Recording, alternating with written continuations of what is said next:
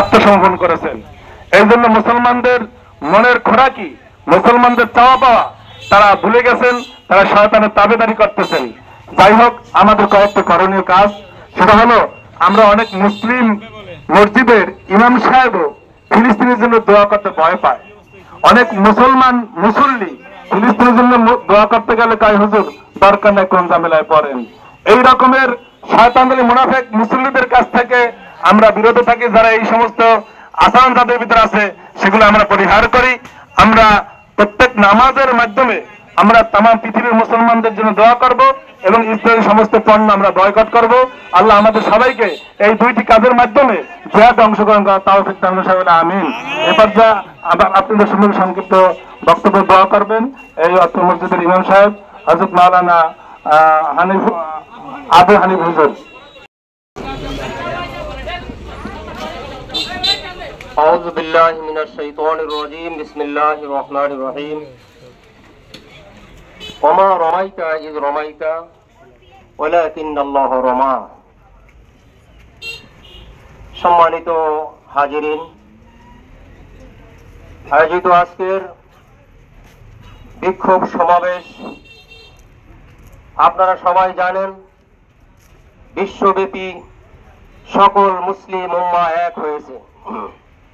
আপনারা জানেন, ফিলিস্তিনি যেই বর্বরচিত হত্যাকাণ্ড চলছে, শিশুগুলোকে ধরে ধরে হত্যা করা হয়েছে, আমাদের মা বোনদের ইজ্জতকে লুণ্ঠন করা হচ্ছে। আপনারা জানেন, বিশ্বের ইহুদি খ্রিস্টান এ সম্পর্কে নিশ্চুপ রয়েছে।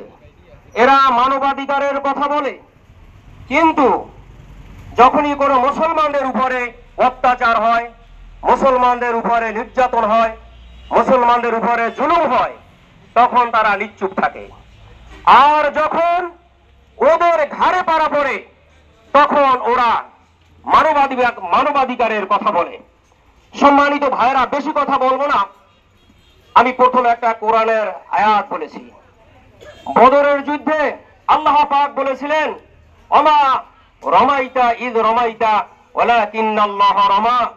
আল্লাহ রাসূল, তোমার পক্ষে যদিও স্বল্প সংখ্যক লোক রয়েছে আর কাফেররা রয়েছে অগণিত অসংখ্য, কিন্তু তোমাকে আমি এই দোয়া শিক্ষা দিয়েছিলাম যে মুসলমানদের পক্ষে কাফেরদের বিপক্ষে তুমি এক মুষ্টি বালু করে নিক্ষেপ করো, এই যুদ্ধের ময়দানে ওরা কিছুই দেখতে পাবে না।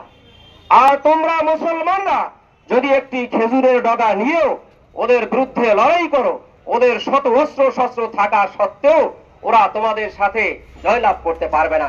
বাস্তবে হয়েছিল তাই, কি বলেন ঠিক কিনা? বদরের যুদ্ধে মুসলমানরা ছিল 313 জন আর ওরা ছিল হাজার হাজার, কিন্তু এই মক্কার বুকে বিশিষ্ট কাফের মুশরিক আবু জাহাল পর্যন্ত এই বদরের যুদ্ধে শরীক হয়েছিল। তাদের সুসজ্জিত এই কাফেরেরা ওই যুদ্ধে শরীক হয়েও কিন্তু তারা জয়লাভ করতে পারে নাই।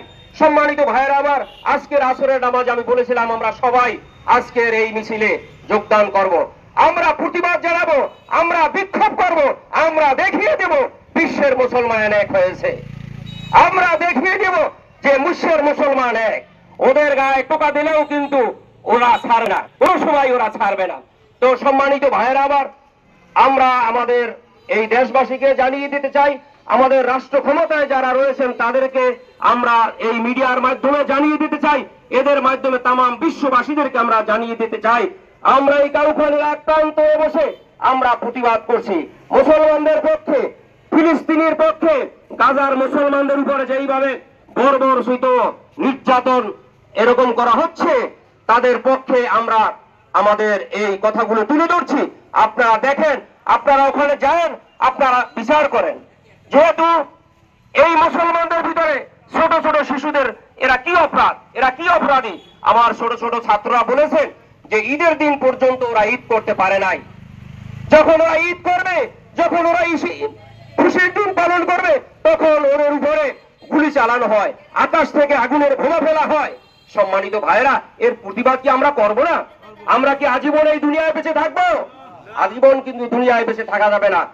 আমার এক ভাই বলেছেন যে আমরা ইমাম সাহেবরা মসজিদের ভিতরে বসেও কিন্তু আমরা ফিলিস্তিনের মুসলমানের জন্য দোয়া করতে পারি না, কি না জানি আমাদেরকে কিছু বলা হয়। সম্মানিত ভাইরা, আপনাদের জ্ঞাতার্থে আমি জানাচ্ছি, আমরা এই মেসেজ দিয়ে যাচ্ছি তামাম বিশ্বের বুকে যারা এই দুনিয়া চালাচ্ছেন, এই বিশ্বের নেতৃত্ব দিচ্ছেন, তাদেরকে আমরা জানিয়ে দিচ্ছি আপনারা ফিলিস্তিনের দিকে তাকান, আপনারা গাজাবাসীর দিকে তাকান, ওদের নিরাপত্তা দান করেন। আমরা এই কথাগুলো কিন্তু আপনাদেরকে মেসেজ দিয়ে জানাচ্ছি। সম্মানিত হাজিরিন, সম্মানিত ভাইরা, আমরা সামান্য লোক হলেও আমরা এই প্রতিবাদ তামাম বিশ্বে আমরা আরো সে আজিমি পর্যন্ত মেসেজ দিয়ে দিছি আল্লাহ তাআলার দরবারে। আল্লাহ তাআলা বলেছেন ওমা কারু ওমা কারাল্লাহ আল্লাহু খায়রুল মাকিরিন। ও দুনিয়ার মানুষ, যতই তোমরা মকরবাজি করো, যতই তোমরা চক্রান্ত করো, যতই তোমরা ষড়যন্ত্র করো, এই ষড়যন্ত্রে কিন্তু একদিন তোমাদের এর জবাব দিয়ে দেওয়া হবে। সম্মানিত ভাইয়েরা আমার, ফেরাউনকে নীল নদে ডুবিয়ে মারা হয়েছিল। একটু সময় আপনারা অপেক্ষা করেন, দেখবেন আল্লাহর তরফ থেকে ওদের উপর গজব এসে যাবে। আল্লাহ তাআলা বলেছেন, আল্লাহ রাসূলও বলেছেন যে মাজলুমের দোয়া আল্লাহ তাআলা কবুল করেন। মাজলুমের দোয়ার ভিতরে আর আল্লাহর ভিতরে কোনো অন্তরায় থাকে না, পর্দা থাকে না, সরাসরি আল্লাহ তাআলার দরবারে কবুল হয়ে যায়।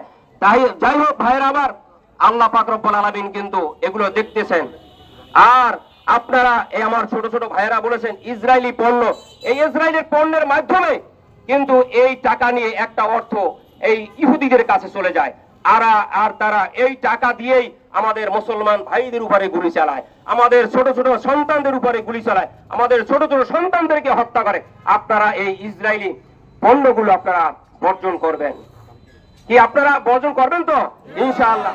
তো যাই হোক, আমরা এখন আমাদের এই সংক্ষিপ্ত দোয়ার মাধ্যমে আমরা এই আমাদের সমাবেশ, আমাদের বিক্ষোভ সমাবেশকে আমরা এখানেই সমাপ্ত করব। আল্লাহ তাআলা